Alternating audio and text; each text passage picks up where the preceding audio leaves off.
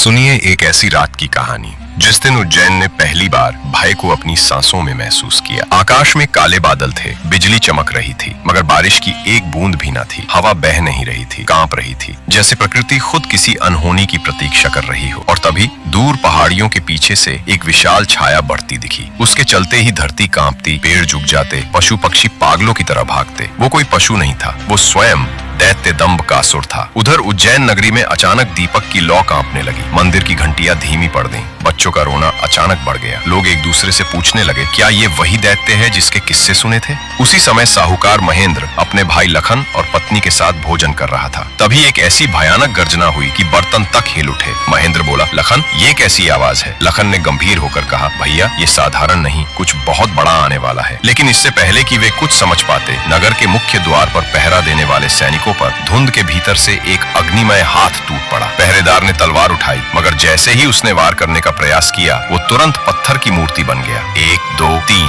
कुछ ही क्षणों में पूरा पहरा पत्थर बन चुका था। और दंबकासुर जोर से हंसकर बोला, अगर सैनिक ऐसे हैं तो राजा क्या होगा? और इसी के साथ उज्जैन पर पहला हमला शुरू हो चुका था। अब आगे क्या होगा? क्या सम्राट विक्रमादित्य इस समाचार को सुनकर मौन रहेंगे या बुद्धि से देंगे दैत्य को उत्तर?